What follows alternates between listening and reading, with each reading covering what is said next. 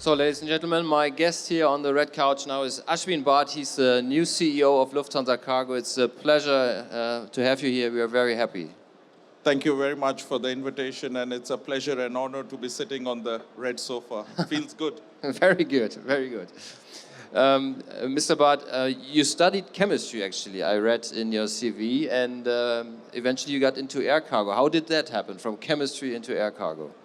There was no plan. I was made for air cargo because it's like air cargo. You just go on. You get an opportunity. You make the best out of it.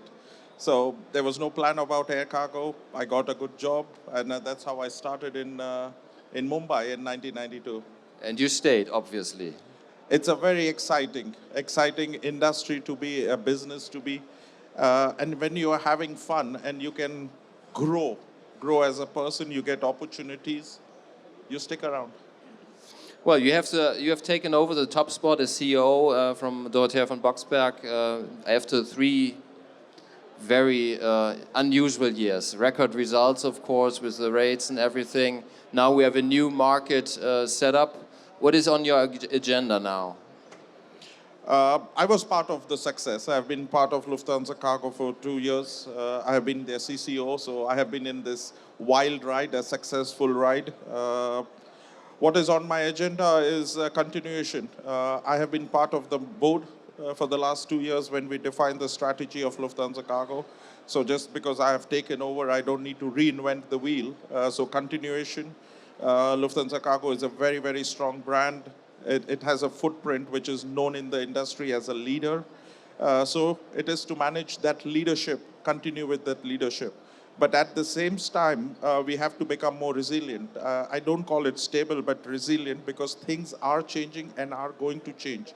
Be it in the market, be it the other environmental issues which is around us, digitalization, sustainability, and those things have to be managed. But like you underlined, the market has changed. And we have to manage that.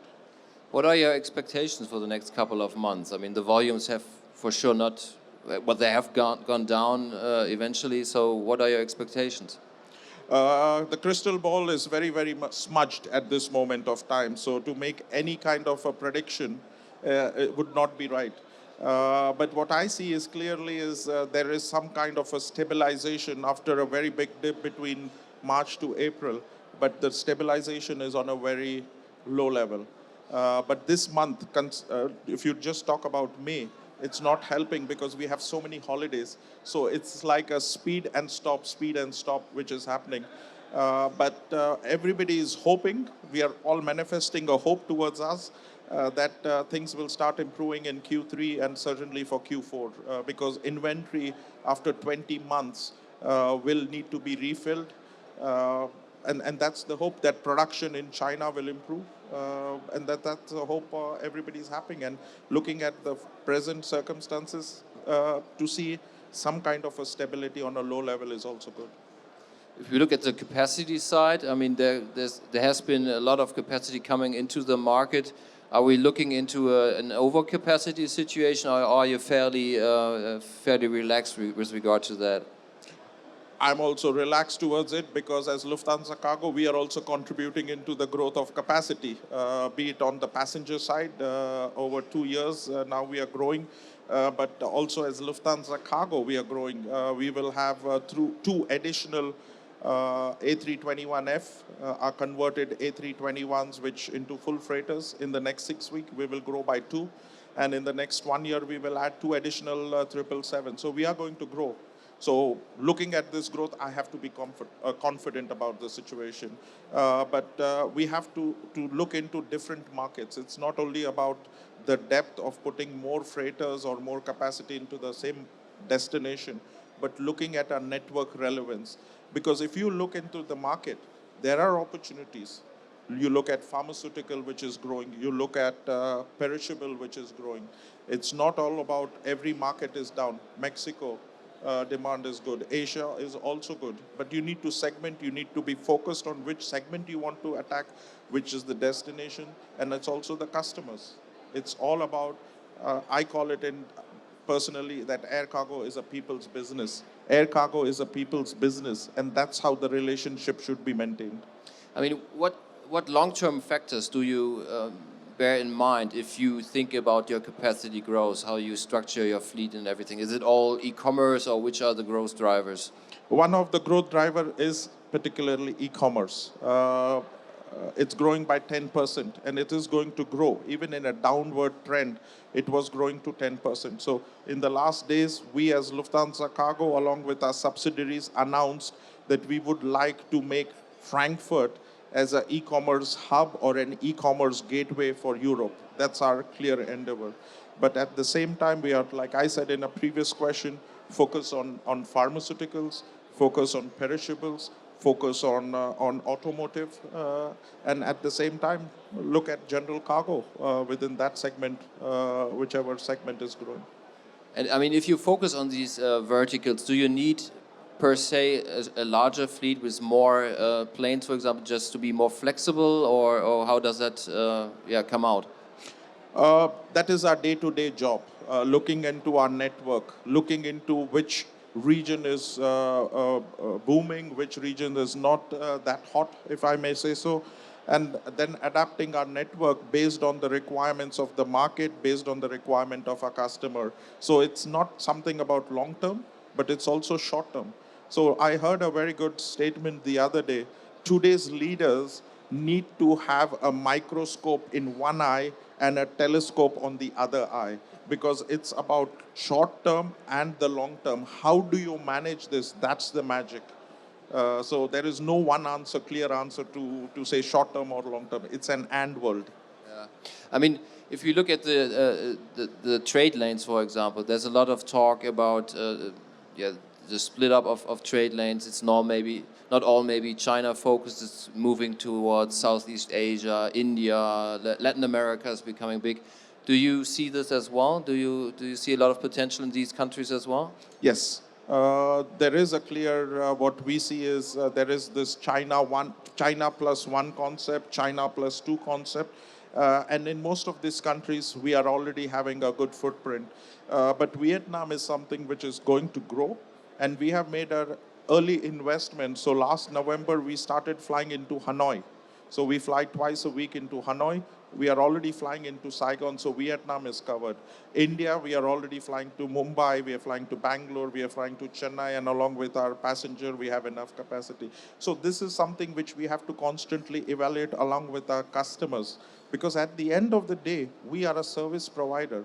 We cannot fly for our ego. We have to fly for adding value and service for our customers. And that's the dialogue we are constantly having. Take it the A321F freighter. We are designing the network and the schedule of this freighter based on clear requirements of the customer. We have a schedule between Madrid and Tel Aviv. It doesn't even touch Frankfurt. So that's the kind of solution which we are aiming for, because it's all about solution and adding value to the customers. And that's what our focus is going to be. I mean, everybody's talking about India. I think it becomes the most populated country in the world in these days now. It's your home country. How large do you judge the potential of India? Very big, very big. Because in the China plus one, India is clearly number one favorite. If I take names, Foxconn has moved their production facility into India. So maybe it doesn't happen in the next 2 months, but it will take a gradual turn. But both China and India, both China and Vietnam will be important. It's not again one against the other. Both are going to be. And in India, it's not just about electronics. It's also about pharmaceutical. It's the world production center for pharmaceutical, if you want to call it. Automotive is becoming big over there. It's about leather. So the whole concept of the government of India, of made in India, is slowly taking turn, where it's slowly becoming a production center. And that's where our focus is also going to be with our full freighters, and also utilizing the belly capacity of our passenger flights. I mean, one of the developments of the last 2 years during Corona period was the charter networks that came up from the forwarders, and they said, well, we want to stick with that. There's a demand for it and everything. How do you see them? Is it a big competition, or is it just something that's also in the market? How do you look at it? Yeah, it is a competition. It is easy when the yields are high and the market is booming, everybody wants to have a charter. But the story is now when the market goes down, how successful are you going to run these charters? You require a different skill and mindset to run freighters and a network. That's the story. But yes, they are capacity in the market. But I also tell my team is, quite frankly, the capacity will be there. Either A will run it or B will run it. So we have to live with it. We should be more focused about what we can do in addition to them, because we have other advantages, because that's why we are network carrier and not just point-to-point charter services. So we have to manage it. But yes, it's a competition. But that's pretty much the advantage you can bring in, like with your large network and what you just elaborated before. Also with regard to, let's say, somebody like MSC, CMA, CGM, Maersk, they are all gone into air cargo. What I hear is that they have to learn quite a lot as well. But I mean, is that what is the advantage of the traditional carriers like Lufthansa Cargo? I wish good luck to everybody. But what we bring is clearly is what everybody has learned from the last 2 years is the stability, the reliability, the consistency of not just about a service, but it's also the high quality. And we have been in this industry for a very long time. We know how it works, and this is what we deliver on a day-to-day basis. You win by price, you lose by price. So we focus on quality, and that's what the reliability, the stability, the consistency, and also the speed. That's what we are looking at, and that's what we bring into the market versus the others who you named. I mean, one of the big strategic topics here at Transport Logistics Fair is the whole concept of sustainability and the necessity for sustainability. And I think it's a very big topic in air cargo as well. How sustainable can air cargo eventually really become? Because as much as I always learn is that it's maybe the hardest part to become sustainable if you look at the whole of logistics industry. It's inevitable. It's inevitable. We have to step into that direction. Whether we are not speedy enough, we can debate about it, but we as a community, as an industry, have to get into that direction.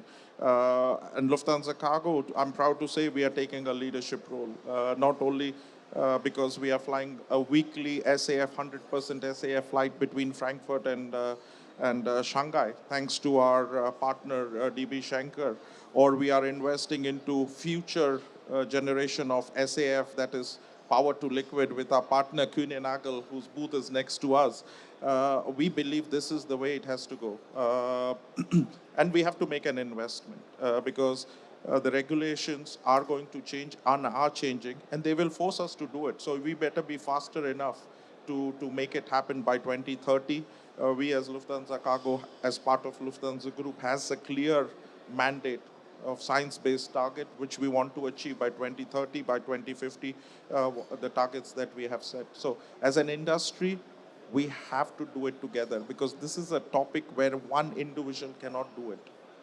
So we will see in this topic more cooperation between the carriers as well? Yes.